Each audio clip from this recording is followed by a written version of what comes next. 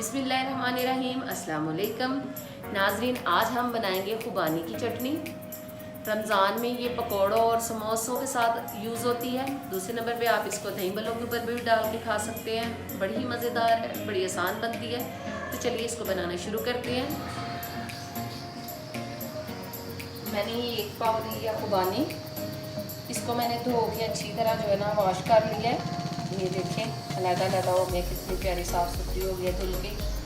अब हम इसको डालेंगे तेज घी में बॉयल होने के लिए और इसमें बाकी सारी चीज़ें जो है ना ऐड करेंगे। बहुत ही मज़ेदार बनती है ये जो है खुबानी की चटनी। तो इजी बन जाती है, ज़्यादा टाइम नहीं लगता इसको बनाने के लिए। तो चलिए इसको जो है ना तेज घी में डालते हैं और बॉयल होने के लिए रख देते हैं। चूल्हे पे मैंने तेज घी चढ़ा दी है। इसमें मैंने तकरीबन 3 गिलास जो है ना पानी डाला है। तो इसमें हम जो है ना ये जो साफ़ की हुई है ना हमने खुबानी, इसको डाल देंगे। ये देखिए कितनी प्यारी इसकी लुक है माशाल्लाह। बिस्मिल्लाहिर्रहमानिर्रहीम। इसमें खुबानी डाल के इसमें थोड़ी सी मैं डालूँगी काली मिर्च। टेस्ट के लिए इसमें थोड़ा सा डालूँगी मैं नमक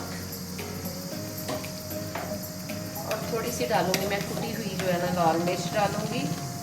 इससे ना फ्लेवर अच्छा आ जाता है। ज़्यादा क्वांटिटी में आपने नहीं डालना, जस्ट यही चुटकी चुटकी 1.5 चुटकी। अब हम इसको बॉयल होने के लिए रख देंगे। तकरीबन 15 से 20 मिनट जो है इसको बॉयल करेंगे और फिर हम इसको ठंडा होने के लिए रख देंगे। तो चले अभी ये ना बॉयल हो, बाकी जो है ना मैं बाद में आपको दिखाऊँगी वीडियो में कि ये बन के कैसी तैयार हुई है। हमारी खुबानी अच्छी तरह बॉयल हो चुकी है। अब हम इसमें चीनी डालेंगे। आप अपने हिसाब से डालिएगा जितना आपका टेस्ट है। मैं इसमें 2 बड़े चम्मच डालूँगी क्योंकि खुबानी थोड़ी जो है ना वो होती है खट्टी तीखा, इसका होता है फ्लेवर। तो मैंने इसमें चीनी डाल दिया। ये अच्छी तरह जब चीनी मिक्स हो जाएगी फिर इसको मैं ठंडा होने के लिए रख दूँगी तकरीबन आधा घंटा।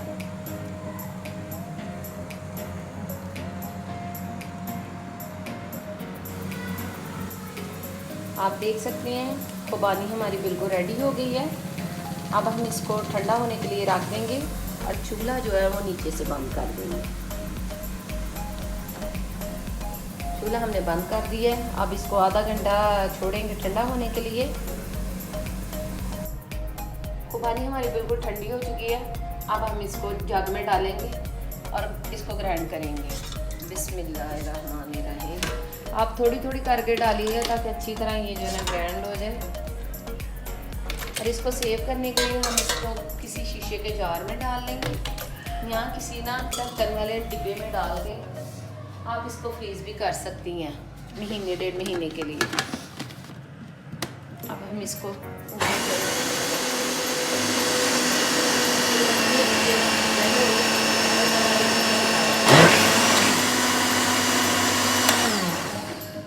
बिस्मिल्लाहिर्रहमानिर्रहीम।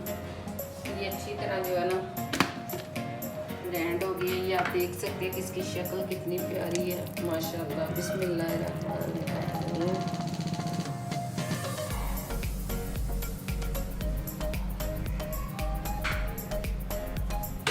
ये आप पकौड़े समोसों आपने दही बल्लों के ऊपर भी डाल के खा सकते हैं। बड़ी मज़े का इसका टेस्ट होता है और बहुत ही मज़ेदार बनती है। तो नाजरीन, ये थी हमारी आज की वीडियो। अगर आपको मेरी वीडियो पसंद आई हो तो प्लीज़ मेरे चैनल को लाइक और सब्सक्राइब ज़रूर करें ताकि आने वाला हर नया व्लॉग, हर नई वीडियो आपको बर वक्त मिल सके। अपना ढेर सारा ख्याल रखिएगा। अल्लाह हाफ़िज़।